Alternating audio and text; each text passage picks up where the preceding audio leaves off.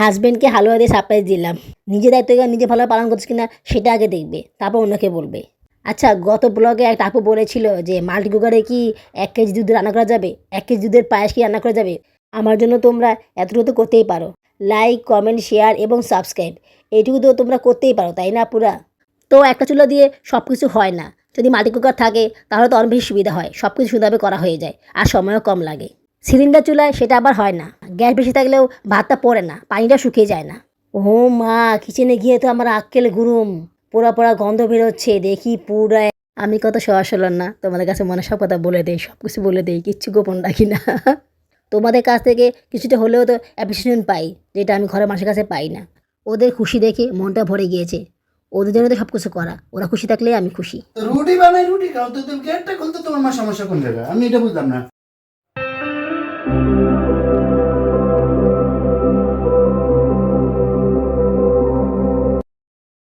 আসসালামু আলাইকুম। আমার চ্যানেল এবং পেজে তোমাদের সবাইকে স্বাগতম জানাচ্ছি। তোমরা সবাই কেমন আছো? আশা করি আল্লাহর রহমতে ভালোই আছো। আমিও ভালো আছি আলহামদুলিল্লাহ। দেশে এবং বিদেশ থেকে যারা আমার ভিডিওটি দেখতেছো তাদের সবাইকে জানাই আমার পক্ষ থেকে আন্তরিক অভিনন্দন ও ভালোবাসা। নতুন আরও একটি ব্লগ নিয়ে আবার তোমাদের সামনে হাজির হলাম। এখন সকাল 9:15 বাজে। বাবুরাবুকে হালুয়া দিলাম। তো আমি যে হালুয়া বানিয়েছি এটা কিন্তু উনি জানে না। তো বলতে পারো যে আমি ওনাকে সারপ্রাইজ দিলাম। হাজবেন্ডকে হালুয়া দিয়ে সারপ্রাইজ দিলাম। উনি খুশি হয়েছে, অখুশি হয়নি। তবে বলতেছে যে বেসিক জিনিস যেটা দরকার সেটা না করে এগুলো করা কী দরকার? বেসিক জিনিস তো করি, রান্নাবান্নার কাজ তো করি, সংসারের কাজগুলো তো করি। এখন ঘর গোছানোর কাজ যদি করার কথা বলে তাহলে তো আমার একার পক্ষে এতগুলো কাজ সম্ভব নয়। দেখো, 2টা বাচ্চাকে প্রতিদিন স্কুলে নিয়ে যাই, ওদেরকে পড়াতে হয়। আবার বাসায় 2টা আছে, ওদেরও তো দেখভাল করতে হয়, ওদেরও তো টেক কেয়ার করতে হয়। তো এইসব কাজ সেরে ঘরের কাজ কীভাবে করবো বলো? হ্যাঁ, সপ্তাহে বন্ধ থাকলে সেদিন করা যায়, কিন্তু এমনি নর্মালি তো ঘরের কাজ প্রতিদিন করা যায় না। আগে হচ্ছে আমার বাচ্চাদের খাওয়া দাওয়া, তারপর ওদের স্কুল, এরপর ওদের পড়াশোনা, এরপর না অন্য কিছু। তো এটা কেমন কথা হলো আমি বুঝলাম না। হালুয়া সবগুলোই খেয়েছে, বুঝছো? খুশি হয়েছে, হালুয়া খেয়ে অফিস চলে গিয়েছে। আবার রাতেরবেলা বাসায় এসে বলতেছে হালুয়া কি আর হবে? আমি বলতেছি হবে। বলছে তাহলে একটু দাও আমাকে। তো ওনাকে দিলাম। আমি বললাম তুমি না বললা যে বুটের ডালের হালুয়াটা চিনি বেশি হয়েছে? তো বলছে তাও সমস্যা নেই, খাবার খাওয়ার দরকার খাবে, কিন্তু কথা শুনবে, বুঝছো? দায়িত্ব জ্ঞান সম্পর্কে আমাকে জ্ঞান দিবে। নিজে দায়িত্ব জ্ঞান নিজে ভালোভাবে পালন করছে কিনা সেটা আগে দেখবে, তারপর অন্যকে বলবে। দেখো, সায়রাকে লেখা শেখাচ্ছি। সায়রা মানে কি বলবো, আমি তোমাদেরকে আসলে বলে বোঝাতে পারবো না আমি যে কতটা ঝামেলার মধ্যে আছি। শব্দ গঠনগুলো ক্লাসে লিখিয়েছিল, তো আমি ওকে বলতেছি পড়ো। আমি ওকে পড়িয়ে দিয়েছিলাম, ও পড়লো। আবার পড়ালাম, তারপরে পড়লো। আবার পড়ালাম, তারপরে পড়লো। এরপরে তো সে নিজে নিজে পড়বে, তাই না? কিন্তু পারেন না, সে অক্ষরই চিনে না, সে অক্ষর চিনে না, বুঝছো? মানে সে বানান করবে কি? মেজাজটা এমন গরম হয়ে জানো না কি বলবো আমি। আমি যে তাকে কতবার পড়ালাম, প্রায় আধা ঘন্টা সময় ধরে আমি তাকে পড়ালাম, কিন্তু কোনো লাভ হচ্ছে না, সে অক্ষর চিনতেছে না। তারপর জিদ করে তাকে অক্ষর পড়া শিখালাম, সে অক্ষরগুলো মুখস্থ বললো, ঠিক আছে। তারপর তার সমস্যা হচ্ছে, মানে আমি যে কী করবো কিনা আমার মাথায় কিচ্ছু খেলতেছে না। এইদিকে স্কুলে লেখা বুঝছো, একটাও সে সম্পূর্ণ লিখতে পারতেছে না। সে অর্ধেক আনে, আবার সে আনেই না। স্কুলে যে কত লেখা লেখাচ্ছে জানো, এগুলো কিন্তু আমি গ্রুপে পাচ্ছি, কিন্তু সে এগুলো আনতেছে না। এখন এগুলো যে আমি কীভাবে ওকে শিখাবো আমার মাথায় কিচ্ছু খেলতেছে না। সামনে ভোটের কারণে একটা লম্বা ছুটি পাবো, তখন ওকে ভালোভাবে সব কিছু শিখিয়ে নিব। শেখাতে হবে, এছাড়া আর কোনো উপায় নেই। আরও একটা সমস্যা হচ্ছে, সেটা হচ্ছে সকালবেলা ঘুম থেকে উঠে ওর জন্য স্কুলে যাওয়া অনেক কষ্ট হয়ে যাচ্ছে। ছোটো মানুষ কখনো যায়নি তো। তো এই কারণে ওর একটু ঘুমও পায়। দেখা গেলো যে বেশি ঘুম পড়লে ওর ক্লান্ত হয়ে যায়, ঘুম চলে আসে। কিন্তু কিছু করার নেই, তারপরে ওকে পড়াতে হবে, না হলে পড়াগুলো কাবার করা সম্ভব হবে না। হালুয়াগুলো বাক্সে করে ভরে রাখতেছি। এবার আমি হালুয়া কাকে দেইনি, অনেক কম রান্না করেছি। বাচ্চারাই খাবে, ওদেরই হবে না। তো এই কারণে কাউকে দেইনি। আমার তো হালুয়া বানানোর প্ল্যানই ছিল না, মানে হুট করে বানালাম। দেখলাম যে বাসায় সব কিছু আছে, তাই বানিয়ে নিলাম বাচ্চাদের জন্য। কাউকে দেওয়ার জন্য সেভাবে করে বানাইনি। তোমরা তো দেখলেই কত ব্লগে কীভাবে বানিয়েছিলাম। তবে একটা জিনিস আমি খুব মিস করেছি, সেটা হচ্ছে ঘিটা। মানে ঘিটা দিয়ে হালুয়া রান্না করলে সেটা খেতে অনেক বেশি মজা হয় এবং অনেক সুন্দর একটা স্মেলও আসে। তো ওই ঘিটা আমি মিস করেছি, বুঝছো? আসলে ঘি সব জায়গায় লাগে, যেমন ধরো খিচুড়ি, তেহারি, বিরিয়ানি যাই বলো না কেন, ঘিটা দিলে স্বাদ আরও বেশি বেড়ে যায়। বাবুরাবুকে বললে উনি ঘি কিনে আনে না। তো এই কারণে আমি ঘি কিনে নিয়ে আসতাম, তাও তোমার সয়বাদের জন্য। এমনি নর্মালি কিন্তু ঘি কিনি না। তো আমি ঠিক করেছি মাদার সাইজের ঘির বোতল কিনে রেখে দিব। অনেক সময় লাগে ঘিটা, যখন লাগে তখন পাই না। দেখো, শীত চলে যাচ্ছে কিন্তু সবজি খিচুড়ি আর খাওয়া হলো না। বাবাকে বলেছিলাম সবজি খিচুড়ি রান্না করবো, তুমি মুগ ডাল নিয়ে আসো, পোড়া চাল নিয়ে আসো। উনি বলতেছে প্রতি সপ্তাহে তো খিচুড়ি খাও, তাহলে আবার আলাদা করে খিচুড়ি রান্না করার কী দরকার? এটা কোনো কথা হইলো? সপ্তাহে যে খিচুড়িটা দেয় ওইটা মনে করে কি বলবো, যে আবতা খিচুড়ি, আমরা নোয়াখালীতে বলি যে আবত। তো যারা গরিব মানুষের খিচুড়ি খাওয়ায়, তো ওইখান থেকে আমাদেরকে দেয়। তাও সেটা মনে করো যে লেখা খিচুড়ি, বুঝছো? ওখানে সবজি খুব কম থাকে। আর ওইটা তোমার মনে করো ভাত দিয়ে করে, ওটা কিন্তু পোলাও চাল দিয়ে করে না। আর ওটা ভুনা নয়, ওটা লেটকা। ভুনা খিচুড়ি খাওয়ার তো মজাই আলাদা, সেটা তো খাওয়ার সাথে ভুলে গিয়েছি। মানে না, কথা শুনলে খুব রাগ ওঠে, খুব জিদ লাগে। এটা কোনো কথা হইল? সবজি খিচুড়ি রান্না করে খাবো, তুমি যা যা লাগবে এনে দিবা। এটা কেমন কথা যে তুমি সপ্তাহে ওটা খাও, ওটা খেলে চলবে আর খাওয়া লাগবে না? এটা কেমন ধরনের কথা বলো তো আপুরা? আর ওখানে তোমার মাংসও দেয় না, খুব কম মাংস দেয়, বুঝছো? সায়রা মাংস খাওয়ার জন্য চেঁচিলি করে, বলতেছে খিচুড়িতে মাংস কোথায়, মাংস নেই কেন? মানে মাংস, বুঝছো, সবসময় দেয় না, মাঝে মধ্যে দেয় আবার দেয় না। আর দিলে খুব কম, মানে মনে করে যে খুব বেশি দেয় তা না, মানে অল্প করে দেয় আর কি। খেতে বসলে ভাগে হয়তো বা 1 টুকরা পড়ে, বা বেশি হলে 2 টুকরা পড়ে, তাও পড়ে না। মানে সব কিছু, বুঝছো, মানে সব কিছু আমাকেই করতে হয়। মানে একটা সামান্য জিনিস খেতে হলে সেটা আমাকেই আনতে হয়। মানে কোনো কিছু যে সে আনবে সেটা সে আনে না। সে একমাত্র বেসিক জিনিস ছাড়া, যেটা খুব দরকার, সেটা ছাড়া সে কিচ্ছু আনে না। তাকে বলতে বলতে বলতে বলতে শেষ, সে আনে না। এখন কথা হচ্ছে, আমার তো ইনকাম নাই। আমি প্রতিদিন স্কুল যাওয়ার টাকা যা পাই সেটা জমিয়ে নিই, তাও অনেক কষ্টে পাই। উনি অনেক কথা আমাকে শোনায়, অনেক কথা আমাকে শুনতে হয়। তো ওই টাকা থেকে আমি জমিয়ে জমিয়ে কিছুটা জিনিসপত্র কিনি। তো সব কিছু তো আমি কিনতে পারি না, সব কিছু কেনা সম্ভব হয় না। একটা কিনলে একটা হয় না। তো একটা কিনতে হলে 8 কেনার জন্য অপেক্ষা করতে হয়। তো চাইলে তো সব কিছু করা যায় না। তারপরও আমি যতটুকু সম্ভব করার চেষ্টা করি। আচ্ছা, গত ব্লগে একটা আপু বলেছিল যে মাল্টি কুকারে কি 1 কেজি দুধ রান্না করা যাবে? 1 কেজি দুধের পায়েস কি রান্না করা যাবে? ওই যে ওই আপুটা ফারজানা আহমেদ, সে বলেছিল।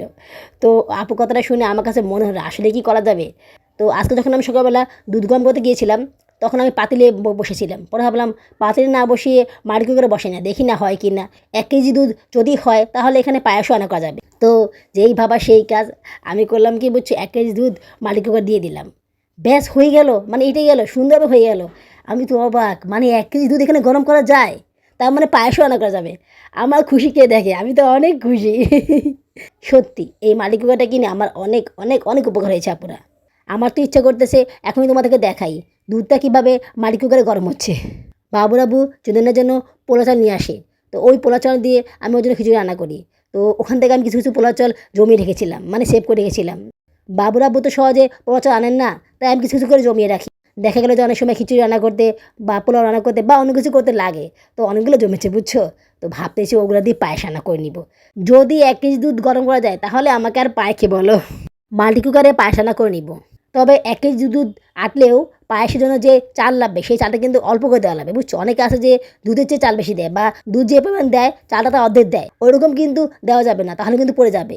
যতটুকু পরিমাপ আছে অতটুকু পরিমাপ কিন্তু দিতে হবে, এর থেকে বেশি দিলে কিন্তু হবে না, বুঝছো? তো আমি সেভাবেই করেই পায়েস রান্না করবো। বহুদিন ধরে পায়েস খাওয়া হয় না, আজকে আমি পায়েস খাবো, অবশ্যই সেটা ভিডিও করবো ইনশাল্লাহ। শরবতের জন্য হালুয়াগুলো বানিয়ে গুছিয়ে রেখেছি, এখন একটু খেয়ে নিচ্ছি। হালুয়া বানানোর পরে খাওয়া হয়নি, একটু টেস্ট করা হয়েছিল, তবে সেভাবে করে খাওয়া হয়নি। এখন একটু ভালোভাবে খেয়ে নিচ্ছি। আপুরা তোমরা কি লাইক করেছো, নাকি বসে বসে আমার ভিডিও দেখতেছো? লাইক করার কথা ভুলে গিয়েছো? ভুলে কিন্তু হবে না, লাইক করে দাও আপুরা। শুধু লাইক করলেই হবে না, কমেন্টসও করতে হবে। এমন অনেকে আছে আমার ভিডিও লাইক করে বাট কমেন্টস করে না, এটা কিন্তু ঠিক না আপু। কমেন্টস করতে হবে, মাঝে মধ্যে তো করতে পারো, তাই না? আর যারা কন্টিনিউ কমেন্টস করো তাদেরকে জানাই আমার পক্ষ থেকে অনেক অনেক বেশি ভালোবাসা এবং শুভকামনা। যারা নতুন আমার চ্যানেলের ভিডিওটি আজকে প্রথম দেখতেছো তাদেরকে বলতেছি, যদি ভালো লেগে থাকে তাহলে আমার চ্যানেলটিকে সাবস্ক্রাইব করে নিও। তোমরা যারা সবসময় ব্লগ ভিডিও দেখতে পছন্দ করো তারা আমার চ্যানেলটিকে সাবস্ক্রাইব করে রেখে দিও। আমি কন্টিনিউ ভিডিও আপলোড করার চেষ্টা করবো। তোমরা তো দেখতেছো যে আমি কত কষ্ট করতেছি, আমার জন্য তোমরা এতটুকু তো করতেই পারো। লাইক, কমেন্ট, শেয়ার এবং সাবস্ক্রাইব, এইটুকু তো তোমরা করতেই পারো, তাই না পুরা? তবে হ্যাঁ, যাকে তাকে শেয়ার করবা না, কারণ সবাই কিন্তু এসব ভিডিও দেখে না। যারা দেখে, যারা পছন্দ করে, ওদের কাছে শেয়ার করবা। মাল্টি কুকারে ভাতটা রান্না করে নিচ্ছি। ইদানিং ভাত যদি কম রান্না করা হয় তাহলে সেটা মাল্টি কুকারেই করা হচ্ছে। মাল্টি কুকারে ভাত রান্না করলে ভাত অনেক সুন্দর হয়। আর তাছাড়া মাল্টি কুকারে ভাত রান্না করতে অনেক আরাম পাওয়া যায়, খুব দ্রুত হয়ে যায়। মিডিয়াম আছে ভাতটা আমি রান্না করে নেই। তবে হ্যাঁ, কিচেনে থাকতে হবে। ভাত রান্না করে চলে গেলাম সেটা কিন্তু হবে না, এটা কিন্তু খুব দ্রুত কাজ করে, বুঝছো? তাপ কিন্তু অনেক বেশি হিট হয়। অর্ধেক মিষ্টি আলু কালকে স্টিম করেছিলাম, বাকি অর্ধেক মিষ্টি আলু আজকে স্টিম করে নিচ্ছি। 1 কেজি মিষ্টি আলু কিনেছিলাম। তোমাদেরকে তো বলেছিলাম যে আমি দুধটা গরম করে দিয়ে আসছি, এটা তো আগে ভিডিও। তো দুধ গরম করে দিয়ে এসে ভয় দিতেছিলাম। তারপর হঠাৎ করে ভাবলাম গিয়ে দেখে আসি কী অবস্থা। ও মা, কিচেনে গিয়ে তো আমার আক্কেল গুরুম, পোড়া পোড়া গন্ধ বেরোচ্ছে। দেখি পুরা 1 কেজি দুধ পরে আমার কিচেনের অবস্থা 12টা বেজে গেছে। হায় আল্লাহ, কী অবস্থা! ভাবলাম ভিডিও করব, না ভিডিও করার দরকার নেই, এই ভিডিও করলে আবার কোথায় দিব, ঝামেলা বেশি। এই দেখো, ধুতে ধুতে সামনে লেখাটাই মুছে গিয়েছে। থাক, লেখা দিয়ে আমার কী কাজ, আমার কাজ হলেই হবে। এই লেখা দিয়ে তো আমার কোনো কাজ নেই। বাবু খিচুড়িটা আমি সিলিন্ডার চুলায় বা গ্যাস চুলায় রান্না করে নিই। এইটা আবার সিলিন্ডার চুলায় রান্না করতে অনেক সুবিধা হয়। যেমন ধরো পানি বেশি লাগে না, আবার খুব দ্রুত হয়ে যায়, আবার পড়েও না, বুঝছো? সিলিন্ডার চুলা অনেক সুবিধা, বুঝছো? মানে চুলা বাড়িয়ে দিলেও এটা কিন্তু সহজে পড়ে না, তাড়াতাড়ি করে হয়ে যায়। পানিটাও খুব বেশি শুকায় না, রয়ে যায়। যেমন ধরো সিলিন্ডার চুলায় আমি যদি ভাত রান্না করি তাহলে কিন্তু ভাতের পানিটা রয়ে যায়, অনেকগুলো মারের পানি হয়। কিন্তু গ্যাস চুলায় ভাত রান্না করলে সেই পানিটা শুকিয়ে একদম কমে যায়, ভাত একদম জাও হয়ে যায়। মানে গ্যাসটা বাড়িয়ে দিলে এরকম হয় আর কি, পানি থাকে না, বুঝছো? সিলিন্ডার চুলায় সেটা আবার হয় না, গ্যাস বেশি থাকলেও ভাতটা পড়ে না, পানিটা শুকিয়ে যায় না। ও সিলিন্ডার চুলায় ভাত রান্না করলে কিন্তু সেটা কিন্তু যাও হয় না, একদম সুন্দরভাবে হয়ে যায়, অনেক সুন্দরভাবে ফুলে যায়। আজকে গ্যাস নেই, একদমই নেই। কালকে আর গত বছর দিন ছিল, সেই গ্যাস ছিল, আজকে আবার গ্যাস নেই। তো সিলিন্ডার চুলে আমি বাবু খিচুড়ি রান্না করলাম, দুধ গরম করতেছি, আর এইদিকে মাল্টি কুকারে ভাত রান্না করে নিলাম। ভাতের সাথে মিষ্টি আলু সিদ্ধ করে নিলাম। তো একটা চুলা দিয়ে সব কিছু হয় না, যদি মাল্টি কুকার থাকে তাহলে তো অনেক বেশি সুবিধা হয়, সব কিছু সুন্দরভাবে করা হয়ে যায় আর সময়ও কম লাগে। আর যদি ইডি চুলা থাকে তাহলে তো সোনায় সোহাগা, আরামে কোনো শেষ থাকে না, মনে করে যে খুব দ্রুত সবগুলো কাজ সেরে নেওয়া যায়। হো, সেই প্রসঙ্গে আসি। তারপরে কিচেনে গেলাম, যাওয়ার পরে দেখলাম যে আমার কিচেনের অবস্থা 12টা বেজে গেছে। 1 কেজি দুধ পুরাই পড়ে গেছে, অল্প মনে হয় 1 কাপ মানে পাতিলে ছিল, মাটি কুকারে ছিল। কী করব আমি? তারপরে মনে করছি তাড়াতাড়ি করে সবার আগে, বুঝছো, মাটি কুকারটা ভালোভাবে ধুয়ে নিলাম, ঢাকনা সহ ধুয়ে নিলাম, ধুয়ে এটাকে উপর করে রেখে দিলাম। তারপরে পুরা কিচেনটা আমার ছোটো তেনা দিয়ে ভালোভাবে মুছে নিলাম, ভালোভাবে মুছে সাফ করলাম। অনেক সময় লাগলো, বুঝছো, অনেক সময় লাগলো আমার, কি বলবো। বাচ্চারা ঘুমিয়েছিল, আমি তাড়াতাড়ি করে কাজগুলো সেরে নিলাম। সারাটা ঘুম থেকে উঠে গিয়েছিল, ওকে একপাশে বসিয়ে রাখলাম। কিচেনটা মোছার পরে গামছা দিয়ে ভালোভাবে মাটি কুকারটা মুছে নিলাম, কারণ মাটি কুকারে যেখানে তার ঢুকায় না, মনে করে যে কট লাগায়, ওখানেও মনে করে যে দুধ পড়ে গেছে, মানে পুরো জায়গায় দুধ পড়ে গেছে। ওটাকে ভালোভাবে পুরো সম্পূর্ণ মুছে নিলাম পানিটা, বুঝছো। আমি কিন্তু আবার ওইটা ভালোভাবে ধুয়ে নিয়েছিলাম, বুঝছো, একদম পুরোপুরি ধুয়ে নিয়েছিলাম। তো এই কারণে এটাকে খুব ভালোভাবে মুছে নিলাম। এমনিতে মাটি কুকার ধোয়ার পরে আমি মুছে নেই, জায়ানকে দিয়ে মুছে নিই, জায়ান সুন্দরভাবে মুছে দেয়। জায়ানের কাছে এটা খুব পছন্দ হয়েছে, ও এটা খুব পছন্দ করেছে। তো সবগুলো কাজ সেরে তারপর আবার ফজিতে আসলাম। আসলে কি জানো, এটা আমারই ভুল হয়েছে, বুঝছো। আমি তো জানতাম যে এটা লো মানে লো না মিডিয়াম, এটা মিডিয়াম মানে মিডিয়াম না হাই। তো আমি এটাকে লোতে দিয়ে আমি কেন চলে গেলাম? এটা তো গ্যাসের চুলা না, এটা তো মাল্টি কুকার, এটা তো কারেন্টের চুলা। এটা কিন্তু ইটের চুলাও না, বুঝছো, ইটের চুলার থেকে অনেক বেশি তাপ এটাতে, বুঝছো। মনে করো যে আমি ইটের চুলায় দুধ গরম করলে 1600 ইট দিলেও কিন্তু দুধ পড়ে না, কিন্তু এখানে আমি লো দিতে এই অবস্থা। তার মানে চিন্তা করো এটা কত তাপ। চালের আটা দিয়ে রুটি বানিয়ে নিচ্ছি, আগে তো বানাতে পারলাম না, সময় হয়নি, তাই আজকে বানিয়ে নিলাম। না বানালেও হতো, কিন্তু ভাবলাম আজকে কোনো কাজ নেই, কালকে গরু মাংসগুলো রয়ে গিয়েছে, তাছাড়া আমি নিয়ত করেছি চালাটা দিয়ে গরু মাংস দিয়ে খাবো, না খেলে কি হয়। 30 টাকা দিয়ে চালাটা কিনেছি, খেতে তো হবেই। সবে বরাতের দিনে যে সব কিছু করতে হবে এমন তো না, পরেও করা যাবে। আসলে কি জানো, এই সবে বরাত আর কোরবানি ঈদ, এই দুটো অকেশন আসলে, বুঝছো, চালাটা দিয়ে রুটি বানিয়ে খাওয়া হয়, এছাড়া আর খাওয়া হয় না। বিশ্বাস করো, সারা বছরও খাওয়া হয় না। কিভাবে খাওয়া হবে? বাবুরাবু তো আটা ছাড়া কিছু আনে না, চালাটা তো উনি আনতেই চায় না, কখনই উনি আনবে না চালাটা, ওনাকে শত বললেও উনি আনবে না। আমাকেই সব কিছু কিনে এনে বানাতে হয়, যদি খুব বেশি প্রয়োজন পড়ে তাহলে আমি কিনে আনি। আমারও তো অনেক সমস্যা আছে, তাই না পুরা। বাচ্চারা তো চালে আটা রুটি খাওয়ার জন্য পাগল হয়ে গিয়েছে, বাবার সাথে সারা বলতেছে আম্মু কখন বানাবো রুটি, জায়ানও বলতেছে। আধা কেজি থেকে একটু কম আর কি চালের আটা, আর কিছু আটা মিশিয়ে দিয়েছি, তো ওগুলো মিশিয়ে রুটিগুলো বানিয়ে নিয়েছি। তো ভাবতেছি যতটুকু হয় আমরা খেয়ে নিব, যদি বাকি থাকে তাহলে বাবুরাবু খাবে, না হলে উনি ভাত খাবে। দেখলাম না আমি ভাত রান্না করেছি, ওনার জন্য রান্না করেছি। চালের আটা কিনে দিবে না, রুটি খাবে মজা মজা, সেটা তো হবে না। গতবারও এরকম করেছে, চালের আটা কিনে দেয়নি।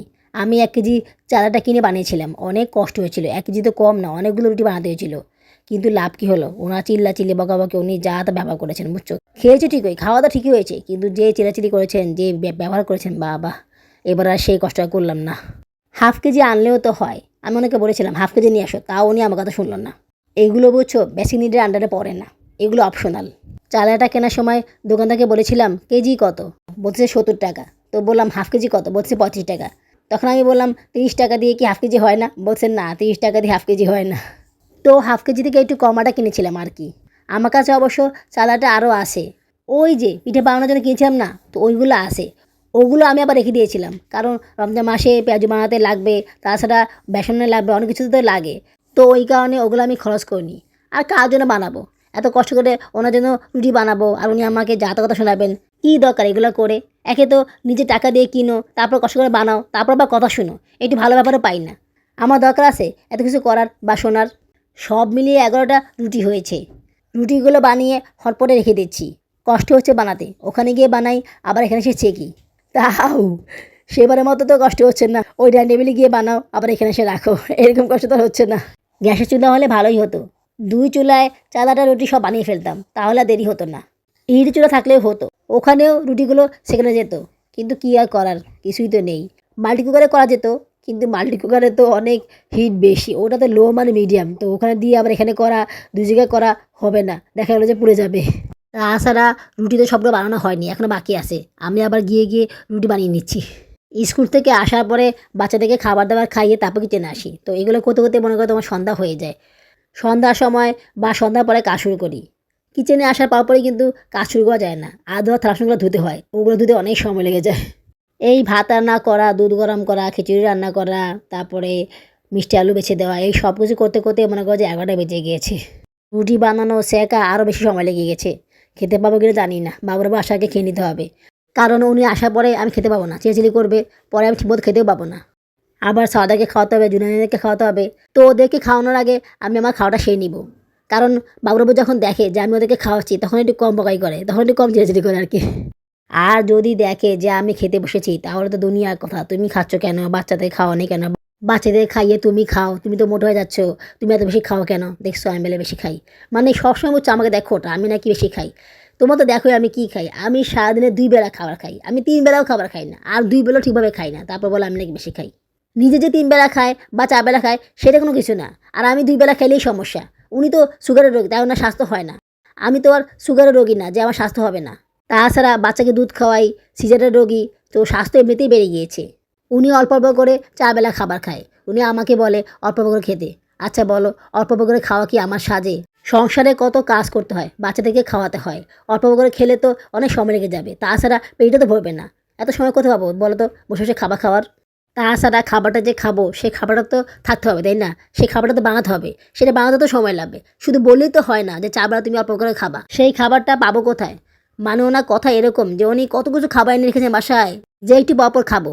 ভেবেছিলাম সাওদার জন্য না খাবে, কিন্তু ওরা খায়নি, রুটি বেঁচে গিয়েছে। বাবুর আব্বুর কপালে মনে হয় রুটি আসে, যদি ওনার জন্য রুটি না রাখি তাহলে তো খেপে আগুন হয়ে যাবে। আর যদি দেখে যে আমি খেতে বসেছি, তাহলে আমার রুটি নিয়ে উনি খেয়ে ফেলবে, আমাকে খেতে দেবে না, বলো তুমি ভাত খাও। বাচ্চাদেরকে রুটি দিয়ে আমি খেয়ে নিচ্ছি, তাদেরকে খেয়ে নিতে হবে, উনি আসার আগে খেয়ে নিতে হবে, উনি আসলে কিন্তু আমার খাওয়া হবে না, চেঁচে শুরু করে দিবে। আর পরে খেলে ঠিকভাবে খেতেও পাবো না, ঠান্ডা হয়ে যাবে, ভিডিও করতে পারবো না, তাই এখনই তাতে করে খেয়ে নিচ্ছি। আমি কত সহজ সরল না, তোমাদের কাছে মনে সব কথা বলে দেই, সব কিছু বলে দেই, কিচ্ছু গোপন রাখি না। তোমরা হয়তো ভাবতেছো যে এই মেয়েটা কী বলে, এই আপুটা কী বলে। এগুলাই সত্য রে বোন, এগুলাই সত্য। এত প্যারা নিয়ে এখনও বাচ্চা আছি, জীবন চলতেছে এত প্যারা নিয়ে, বুঝছো? ব্লগের কাজ করি দেখে এই কষ্টটা ভুলে থাকি বা ভুলে থাকার চেষ্টা করি, ঘরের কাজগুলো করতে পারি, ঘরের কাজগুলো করার মন বসে। তোমাদের কাছ থেকে কিছুটা হলেও তো অ্যাপ্রিসিয়েশন পাই, যেটা আমি ঘরের মানুষের কাছে পাই না। ঘরের মানুষ আমাকে সেভাবে করে দাম দেয় না। জানো, আমার বাচ্চারা রুটি খেয়ে খুব পছন্দ করেছে, ওরা বলেছে রুটি অনেক মজা হয়েছে, মাংস অনেক মজা হয়েছে, তবে একটু শক্ত হয়ে গিয়েছে, তারপর ওরা খেয়ে নিয়েছে, অনেক খুশি ওরা। ওদের খুশি দেখে মনটা ভরে গিয়েছে, ওদের জন্য তো সব কিছু করা, ওরা খুশি থাকলে আমি খুশি। বাবুরাবু চলে এসেছে, দরজা থাকাচ্ছে, আমি খুলে দিয়েছি, দেখো কি বলে উনি। আমি রুটি খাইছি, ভিডিও করতেছি, আমি চালাই না, কি চালাইতেছিস তুই?